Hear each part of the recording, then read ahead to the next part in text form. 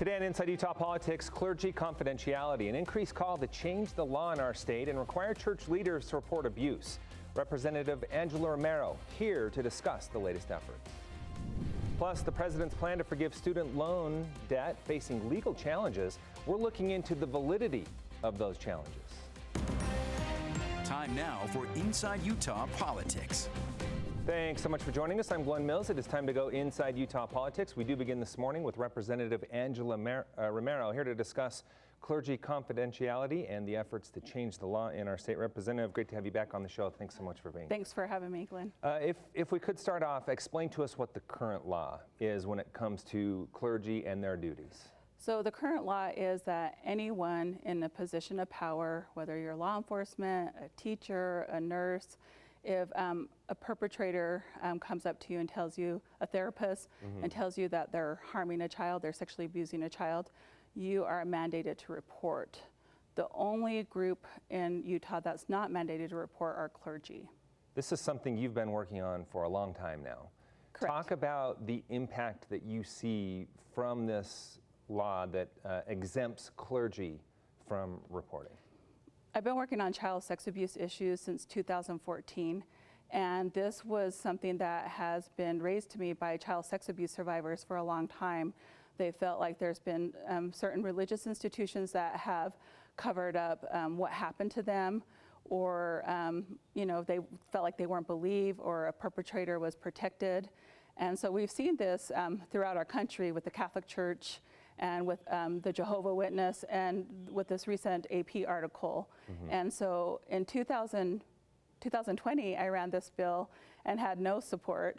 And in 2022, after the AP News report came out, there are people that are concerned about this and are interested in assisting me from both sides of the aisle. Yeah, a Republican lawmaker coming forward saying he would like to work on a bill as well. Representative Phil Lyman from Blanding. Yes. Let me get that straight. Not typically a team that would come together at the state legislature. Talk about the efforts that you have made talking with him and where this partnership might go. Yeah, it's an interesting partnership. As an elected official, my duty is to serve my constituents in the state of, and the people that live here in the state of Utah.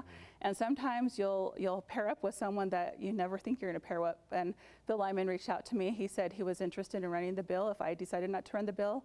And so we're going to work together. I don't know if it'll be the same bill working together or it'll be different versions of the bill, but he is as committed as I am to ensuring that clergy report. So between the two of you, where will the process go? You'll continue to talk to see where you can come together, or if you're able to or not? Yes, and he again reached out to me ahead of time. There's been several lawmakers from the other side of the aisle who have reached out to me as well. I understand that Dan McKay in the Senate is interested in doing some kind of legislation. So for me, it's exciting because in 2020, it was me standing there with survivors and nobody else. And so it's uplifting to have other people concerned. Yeah, and let's dig into that a little bit more. Now that you do have lawmakers from the other side of the aisle jumping on board this as well, do you feel like you might be able to get it over the finish line this time? We'll see. I mean, you never know. This is a 45-day session. A lot can happen between now and when the session starts. And right now I'm just moving forward. I'm meeting with different organizations, different religious institutions, and talking to them about why I'm running the bill. There are some people that are still resistant to this bill. That's what I wanted to ask. And in 2020, it was really difficult for me because I was born and raised Catholic and, went through all my sacraments. And so I understand the concerns of the Catholic Church, and the Catholic Church still has concerns, but they've reached out to me. We're going to sit down and talk. I don't know if we'll come to agreement, but I feel like it's important to listen to their concerns and actually have a conversation this time versus what happened in 2020, where the Catholic League, which is a national organization, was smearing my name and making a lot of references about me that weren't true. And then I was getting phone calls from all across the world that weren't very friendly. I remember that well. What are some of the things that churches are nervous about when it comes to this? With the Catholic Church in particular, they're really concerned about the sacrament of reconciliation, which is confession. And I understand that concern, but my concern is about children and about children having a voice. And a lot of times we're thinking about adults and institutions, but children are so vulnerable. When you look at Utah and you look at our statistics when it comes to child sex abuse, we're higher than the national average. We used to be 1 in 5, we're now 1 in 7. But at national, it's 1 in 10 will be sexually abused. And so we still have a long way to go in ensuring that we're doing preventative measures. But at the same time, we have to hold people accountable. And I understand when people go to a spiritual leader and a guide to ask for forgiveness. I understand that component. But as we know with child sex abuse, there's usually more than one victim. And my concern is that we get that perpetrator the help and services they need to move forward with their life and not get in the way of their spiritual beliefs, but at the same time protect children and make sure children are getting the help and support that they need too, because in a lot of situations in the legislature, I sit on executive offices and law enforcement when it comes to appropriations. We give so much money to people when we're trying to help them reform, and I support that 100%. But a lot of times we forget about the victims and the survivors of these perpetrators, and we don't put enough funding and enough efforts to support them. So I'm hoping that we, take a different angle this legislative session and really focus on the people who are impacted by people who have hurt them in various reasons, various forms. Yeah, I hear the argument, if you pass this law, people will just stop confessing. Is that a reason in your mind? Does that deter you at all? Is it a reason not to move forward? It doesn't deter me at all, because some of these individuals still tell their therapists, they still tell other people that they're hurting people. And so for me, it's about the child, and it's about the people that they're hurting, and for them to get help as well. So will they not go to confession? I can't predict that. But this law is the law in other states, and I'm forgetting which states those, Texas is one of the states, and so there are many states that have passed this law, and the Catholic Church hasn't crumbled down and fallen apart, and neither have some of these other religious institutions. And so again, we're seeing these scandals with the Catholic Church. We saw this in, about 20 years ago. We're seeing this right now with the Church of Jesus Christ and Latter-day Saints, with the Boy Scouts, and just all the different things going on when it came to child sex abuse. And I think a lot of times these religious institutions are being afraid of being sued. But I really feel like we should be focusing on the children and making sure we're doing preventative measures so that we don't put more children in harm's way. So you, as we have well established, have run a bill in the past. What is a bill and what would it do that you would like to get behind in this upcoming session? So all this bill would do is it would strike the exemption of clergy. And so they would be accountable just like law enforcement is, just like a therapist is, just like a teacher is, like anyone else who's in a position of trust, and someone comes and tells them they're hurting someone, they have to report. And what is is the bill out yet? It's getting numbered. It's getting numbered right now, but basically it's going to be the exact same bill as I ran in 2020. But I am open to conversations with different institutions and religious leaders, and I have been talking about them. Again, I want to clarify, I'm not attacking someone's religious beliefs. I'm not attacking that institution. What I'm concerned about is making sure we're protecting children. Will this get any interim time, do you anticipate, or will it likely go straight to the session? I think it'll likely go straight to the session. Okay. But, and I'm hoping it gets a hearing. Hopefully it might get a hearing in the interim. I don't know. We're not that far yet, but we're taking it one step at a time. Okay, that's something we will definitely keep an eye on as well. Appreciate you being here this morning and giving us the update. Thanks so much. Thanks for having me. You bet. Still to come, the student loan forgiveness plan. It is getting a lot of attention, we all know, but what about the skyrocketing cost of a college degree? Our panel is going to be weighing in on that a little bit later. But first, hundreds of thousands of jobs expected to return to the United States from overseas. The details after the break.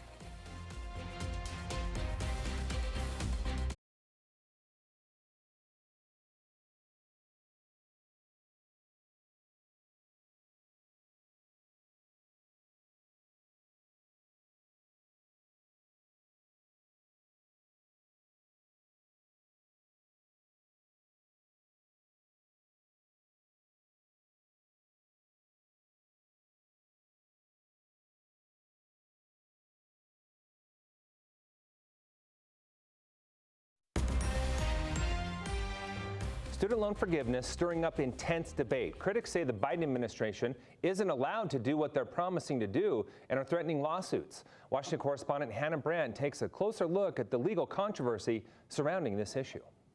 The president's major announcement about student loan forgiveness came with a lot of questions, including whether the plan is even legal. Congress gave the Secretary of Education and the HEROES Act the authority to do this. The Biden administration says that 2003 law gave the secretary the power to cancel student debt during a national emergency. And they argue the pandemic is just that. But still, they expect legal challenges. It's going to be up to the courts to decide whether those are valid claims or not, but we believe that we're on very strong legal ground.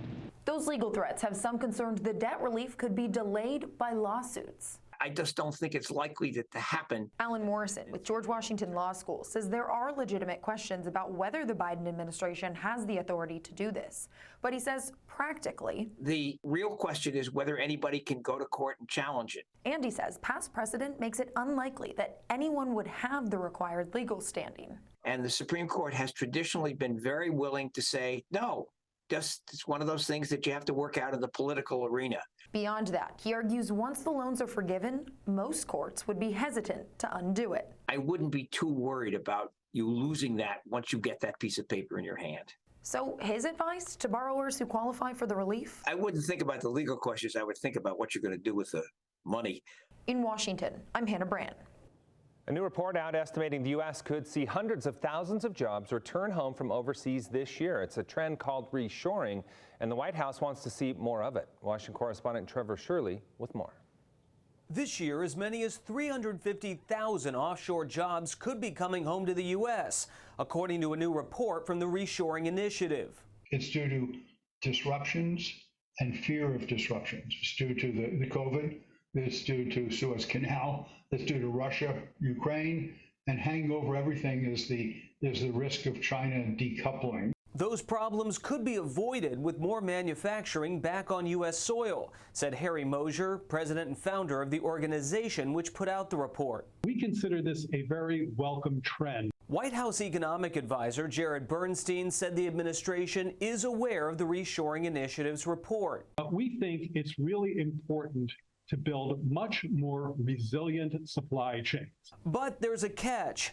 Bringing jobs back is the easier part, while finding U.S. workers with the right skills can be a problem. Everybody wants to go to university and study sociology or philosophy or something, and often not getting a job in that field, while we have hundreds of thousands or 1 million job openings for people with skills in manufacturing.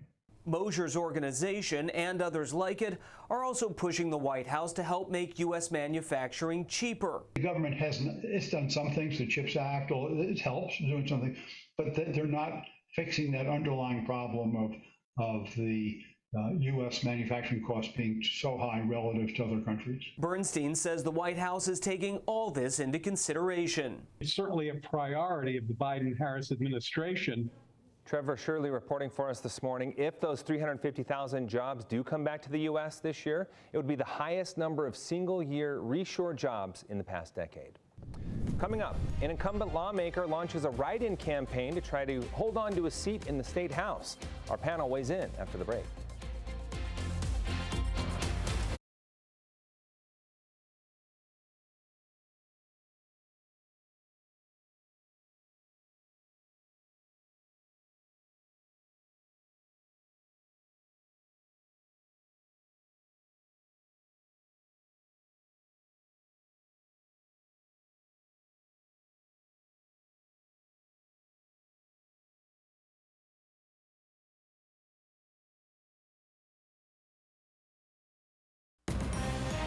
You're watching Inside Utah Politics. Time now for a closer look at some of the big stories of the week with the Inside Utah Politics panel. This week we have State Representatives Melissa Ballard and Andrew Stoddard. Great to have both of you on the show. Thanks so much for being here. Thank you for having us. Thank you, Glenn. Let's go ahead and start with loan forgiveness, student loan forgiveness. This announcement happening a couple weeks ago, but still a big talker remaining in the spotlight. Representative Ballard, let's start with you. Your thoughts on the president's plan to forgive up to $20,000 in student debt. This is the Democrats' ploy again to go down the road of socialism. Why should states like Utah, who have the 4th lowest cost of higher education in the entire nation, pay for everyone else to get a loan forgiveness. And it's just not appropriate. It's not right. We don't need to do that. There's other means. In fact, the Utah system of higher education is moving away from student loans, even though they, by nature, have lower interest rates. We are moving away from student loans and into more grants and scholarships. It's a much better policy. It's much more effective to help keep people out of debt. But where will the Democrats stop? Are they going to now look for people who have mortgages and utilities that they can't meet? I don't know how you could pick and choose winners and losers at a time when they're just trying to get points for the upcoming election for a policy that just doesn't work. And they justify it by saying we're going to increase the credit limit to pay for it. It's not what we as Utahns want. Representative Stoddard, your thoughts? Yeah, I mean, I don't think it's enough. Obviously, I like what it did. I appreciate the effect that it's having on targeted borrowers, but I think we need to work to address the root cause of this. Why is higher education so expensive? As someone who carried student loans for a number of years, you know, I paid them off, but I'm happy that people are receiving that benefit. You know, government shouldn't, but it does pick winners and losers. You look at the PPP program, you know, you look at the bank bailouts. This is nothing that's new. We're helping people who are in debt, who are really struggling, and it's going to the people who need it most. And I'm proud of President Biden for what he did. Let's dig into the core of what you just said there a little bit more, and that is the overall cost of a college education, not only here in the state of Utah, but across the country. Possibly aging myself a little bit here, but when I went to the U, it was $1,700 per semester. Now it's upwards of $4,000. What do we need to do to address that? And you kind of alluded to this already, Representative, but make it more affordable so that people can obtain that goal. That's really important. And being the vice chair of the higher ed appropriations, there's been a lot of work done within our systems to say, how can we help 8th graders? And before they graduate from high school, really have the pathway. Are they going to a technical college and getting welding or plumbing, or are they wanting to go to higher ed and really have internships and opportunities while they're in high school? And we even have a program that while they're in high school, they can get high school credit and go to the technical college and get their MA certificate, and they get free tuition while they're in high school. We are doing a lot in Utah to help workforce alignment and to provide those opportunities to reduce debt. We are focusing less on AP tests and more on concurrent enrollment and articulation across institutions for students who take those CE credits, being able to take them to various institutions. So Utah is really leading the way. I've been to multiple conferences where they say, how do you do this in Utah? And we really are forward thinking and planning to keep our proud 4th lowest in the nation.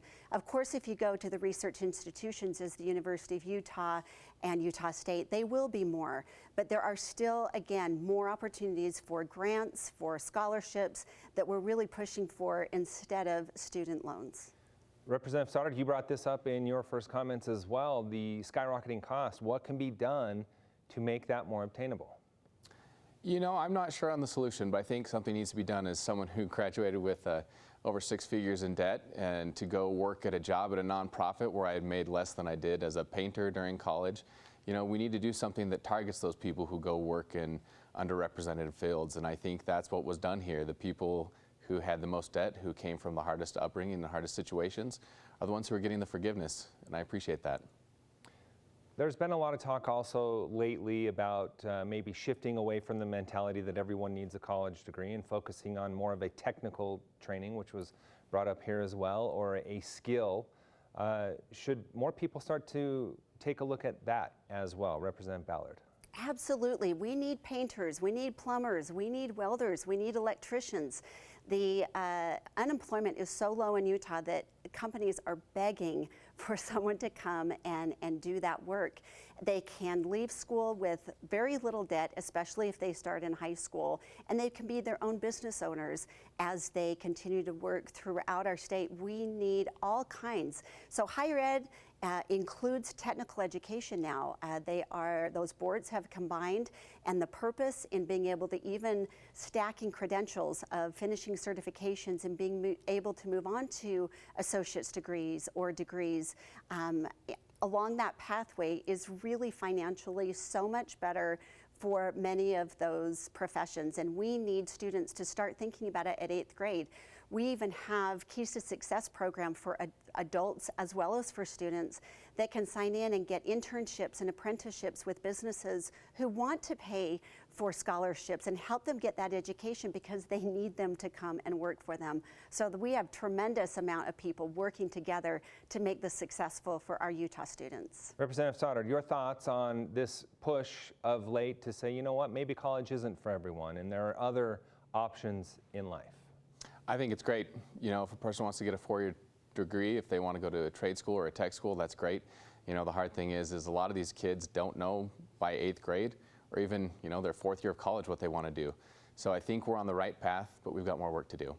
All right, let's move on to another very interesting topic we saw play out during the week. A colleague of yours in the House, Representative Steve Handy, he's held that seat for several terms now, ousted at convention, launching a write-in campaign. Of course, we know that is an uphill battle anytime anyone tries to do that. I'm not even sure it's been successful in the history of the Utah legislature. Your thoughts on Representative Handy and his write-in campaign, Representative Ballard? If Steve Handy wants to have a write-in campaign, he can do that. That's the great thing about American politics. But I'm going to share two things. One of them, what is it that Utah voters expect? And the second thing is what is actually happening? Utah voters expect to get their ballot in the mail, Google the candidates, and choose to vote for who aligns with their politics, with their values. But what is happening is 0.27% of your voting district is actually choosing who is on the ballot before it even gets to you. That's not very representative. Of your party, of a Republican or Democrat party, there's only 0.5% in the caucus conventions, 0.5% of the population that choose who is on your ballot to vote for. So in Steve Handy's case, he has 22,000 voters that are registered. More than half of them are Republicans. And of those Republicans, only 250 showed up at the caucus night, and of those 250,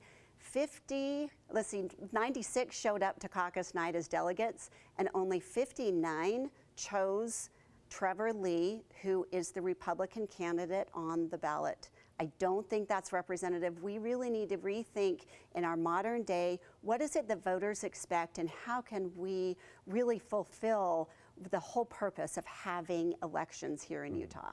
As we know, there was another option for him to get on the primary ballot as well. We'll dig into more on that in just a second, but I want to bring you in, Representative Stoddard. This idea of a write-in candidate, can it be successful?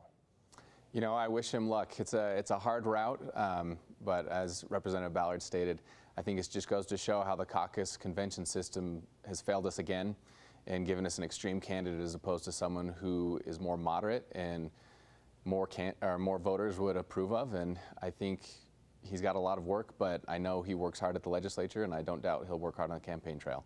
Okay, back to what I said before. He could have gathered signatures. Do you think he's regretting that decision at this point? There is a dual path here in Utah. You can gather signatures or go to the convention. The signature path is interesting because it actually requires 9% approximately of your voters to be able to write for you to be on the ballot. That's a lot more than 0.27% or 0.5%.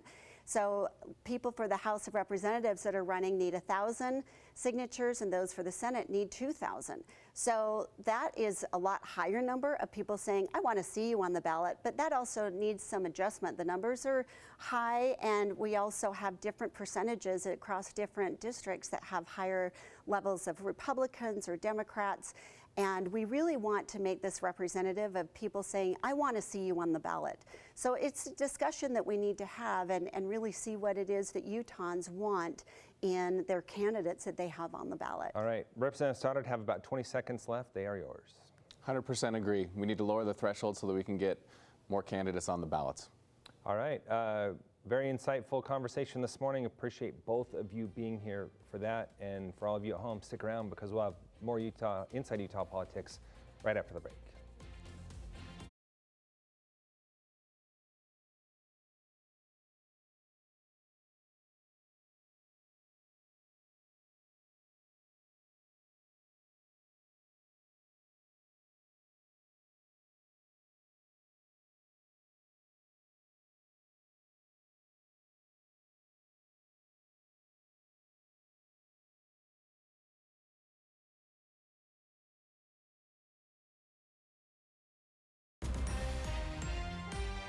We leave you now with a look at what's on the radar in the world of politics. Summer recess coming to an end for Congress. The Senate returning this Tuesday. The House follows on Tuesday, September 13th. The Citizens Climate Lobby is hosting a climate solutions panel, which includes candidates from Utah's 1st and 3rd congressional districts. It is set for Monday, September 26th from 6 to 7:30 p.m. over at the Salt Lake City Library Auditorium. The general election is Tuesday, November 8th. Make sure to connect with me on social media. I'd like to know what you think of this show and other issues important to you. You can email me at InsideUtahPolitics@abc4.com. You can also follow me on Twitter, Facebook, and Instagram. Thanks so much for making us part of your Sunday morning. We hope to see you again next week as we go inside Utah politics.